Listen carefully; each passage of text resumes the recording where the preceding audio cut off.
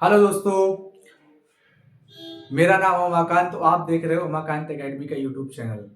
Daily की तरह आज का हमारा जो टॉपिक है उसका नाम है भ्रूण का विकास या द्विबीजपत्री पौधों में भ्रूण का विकास। तो बच्चों, भ्रूण का विकास जो होता है वो आपका एक बीजपत्री में हो या द्विबीजपत्री में हो, दोनों में एक समान होता है। अंतर इतना होता है कि जो एक बीजपत्री पौधा होता है उसमें एक बीजपत्री पौधे का निर्माण होता है और द्विबीजपत्री पौधे में द्विबीजपत्री पौधे का निर्माण होता है। अभी तक हमने जो वीडियो देखे थे, जो पढ़ा था, उसमें पहला टॉपिक था आपका परागण, जिसमें परागकण जो है आपके वर्तिकाग्र तक पहुंचे थे। और दूसरा जो हमने वीडियो देखा था, जो दूसरा हमारा टॉपिक था, उसका नाम था दोहरा निषेचन। दोहरे निषेचन में आप लोगों ने पढ़ा था कि परागकण से पराग नलिका का विकास हुआ, जनन कोश का पराग नलिका से हो तो बीजांड प्रवेश, जनन कोशिका में 2 बार समसूत्री विभाजन हुआ। समसूत्री विभाजन के फलस्वरूप 2 नर युग्मक का बनना हुआ। दोनों नर युग्मक में एक नर युग्मक ने जो ध्रुवीय केंद्र के साथ क्रिया की थी और दूसरा नर युग्मक ने अंड कोशिका के साथ क्रिया करके भ्रूण यानी युग्मनज का निर्माण किया था। आज की जो कहानी है वो युग्मनज के बाद की कहानी है कि युग्मनज जो है आपका, जो आपका भ्रूण है, उसका विकास कैसे होता है, कितनी बार विभाजन होता है, कौन सा विभाजन होता है। दोस्तों, ये परीक्षा की दृष्टि अति महत्वपूर्ण प्रश्न है। पेपर में कई बार पूछा गया है, बहुत ही महत्वपूर्ण लॉन्ग क्वेश्चन आता है और ये क्वेश्चन आपका लगभग जो है 5 नंबर का पूछा जाता है। ये उसका चित्र है। तो चित्र के माध्यम से हम इस वीडियो को देखेंगे, इस क्लास को पढ़ेंगे, टॉपिक देखेंगे। तो आप लोगों ने कल देखा था, कल जो है दोहरा निषेचन में युग्मनज का निर्माण हुआ था। ये हमारा जो है युग्मनज है। ये क्या है? हमारा युग्मनज है। युग्मनज में क्या होता है कि अनुप्रस्थ विभाजन होता है। क्या होता है? अनुप्रस्थ विभाजन। जब इसमें अनुप्रस्थ विभाजन होता है तो ये 2 कोशिकाओं का निर्माण करता है, जिसमें ऊपर की कोशिका को आप बोलेंगे अग्रस्थ कोशिका। ऊपर की कोशिका को क्या बोलेंगे? अग्रस्थ कोशिका। और जो ये आपके नीचे की कोशिका है इसे बोलेंगे आप आधारी कोशिका। आधार की ओर है तो आधारी कोशिका, ऊपर की ओर है तो अग्रस्थ कोशिका। इसके बाद हम देखते हैं कि जो अग्रस्थ कोशिका है उसमें उद्ग्रह विभाजन होता है। उद्ग्रह मतलब ऊपर की ओर ऐसे विभाजन। तो जो आधारी, जो अग्रस्थ कोशिका, उसमें उद्ग्रह विभाजन होता है, जिससे 2 कोशिकाओं का निर्माण होता है। और जो आपकी आधारी कोशिका है उसमें अनुप्रस्थ विभाजन होता है और 2 कोशिकाओं का निर्माण होता है।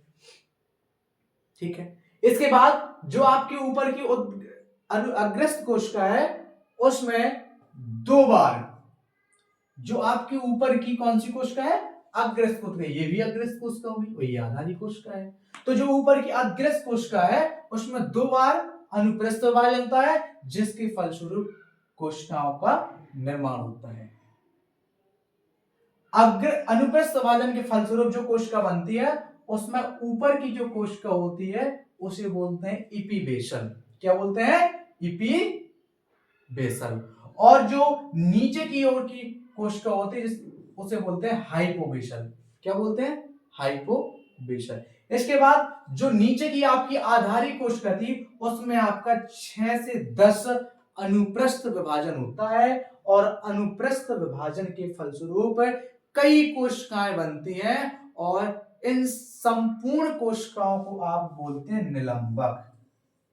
इन संपूर्ण कोशिकाओं को बोलते हैं निलंबक। निलंबक का अब आपने देखा जो इपीबेसल भाग है, जो आपका इपीबेसल भाग है, ये कहां की ओर है? निभाग की ओर स्थित। कहां की ओर है? निभाग की ओर। निभाग आपने बीजांड में देखा है। जब बीजांड की संरचना आप लोगों ने देखी तब उसमें आपको देखा कि निभाग की ओर ये है और ये आपका किसके? बीजांड द्वार की ओर।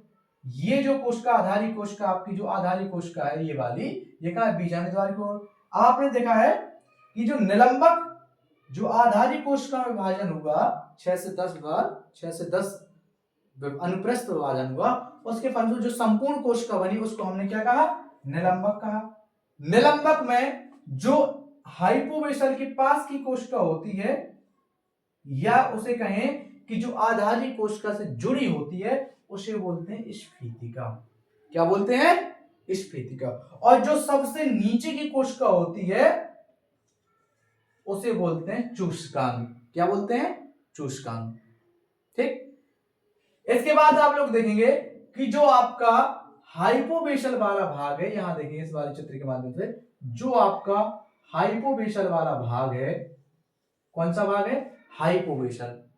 उससे अच्छा, हाइपोवेसल वाला कहां है? जो नीचे की ओर, जो बीजांड द्वार की ओर स्थित है, उसे हाइपोवेसल। ये कहां है? बीजांड द्वार की ओर नीचे की ओर जो स्थित है, वो क्या? हाइपोवेसल। ठीक। क्या है? हाइपोवेसल। हाइपोवेसल से क्या होता है कि हाइपोवेसल से मूलांकुर का निर्माण होता है। किसका निर्माण होता है? मूलांकुर। किसका निर्माण? मूलांकुर का। किससे? हाइपोवेसल कोशिका से। हाइपोवेसल कोशिका से मूलांकुर का निर्माण होता है, और मूलांकुर से ही आपका किसका निर्माण होता है? जड़ या मूल का विकास होता है। मूलांकुर से ही आपका मूल या जड़ का विकास होता है। ठीक। इसके बाद जो आपकी ऊपर की जो कोशिका थी, जो निभाग की ओर स्थित थी, इसे बोलते हैं इपिवेशन। इपिवेशन को जब आप देखेंगे, इपिवेशन को जब आप देखेंगे तो इपिवेशन से प्रांकुर का विकास होता है। किसका होता है? प्रांकुर का। और आपका बीजपत्र का। तो प्रांकुर का जो है आपका विकास होता है इपिवेशन से। किसका होता है? प्रांकुर का विकास किससे होता है? इपिवेशन से प्रांकुर का विकास होता है। और प्रांकुर क्या होता है? प्रांकुर से ही आपका तना और पत्ती का निर्माण होता है, जो कहां पाए जाते हैं? भूमि के ऊपर। तना पत्ती कहां हो पाए जाते हैं? भूमि के ऊपर। और इसी को हम क्या कहते हैं? प्रोतंत्र। क्या बोल देते हैं? प्रोतंत्र। जो पत्ती के ऊपर, भूमि के ऊपर होता है। तो वो तो बात की बात है। जड़ तना पत्ती में कक्षा 11 में आप लोगों ने पढ़ा होगा, जब जड़ और तना पढ़ाया था। प्रोतंत्र जड़, वो अलग विषय हो गया। तो इपिवेसल किसका निर्माण होता है? प्रांकुर का। और प्रांकुर से किसका विकास? तना और पत्ती का निर्माण। हाइपोवेसल से मूलांकुर का निर्माण और मूल का निर्माण। अब आपने देखा तना और पत्ती का निर्माण हो गया, तो फिर किसका होगा? तना पत्ती बने, क्या बनेगा? फिर फूल बनेगा, फल बनेगा, है ना। और ये प्रक्रिया लगातार ऐसे ही चलती रहेगी। ये क्या था? भ्रूण का विकास। पहले आपका युग्मनज था, और युग्मनज से आप कहां तक पहुंच गए? तना और पत्ती तक। कहां तक पहुंचे? तना और पत्ती तक। तो ये आपका टॉपिक था भ्रूण का विकास।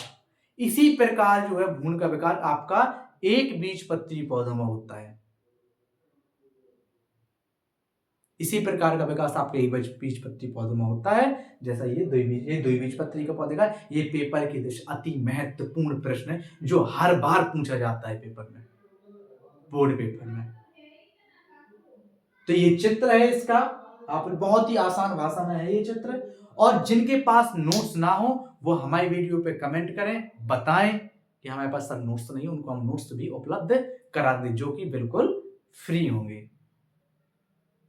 उसमें हम नंबर कर देंगे, और आप नंबर पे मैसेज करिए, आपको नोट्स जो है उपलब्ध हो जाएंगे। तो कैसा लगा दोस्तों आपको ये वीडियो? अच्छा लगा हो तो चैनल को लाइक करें, सब्सक्राइब करें, और कमेंट करके जरूर बताएं। इस ये है। और नया टॉपिक जो आपको पढ़ना हो इस पाठ से संबंधित, पुष्पी पादपों में लैंगिक जनन से संबंधित जो भी आपके क्वेश्चन हो, सर ये क्वेश्चन नहीं आ रहा है, तो आप कमेंट करें, हम आपको वीडियो के माध्यम से वो क्वेश्चन उपलब्ध करा देंगे। जय हिंद।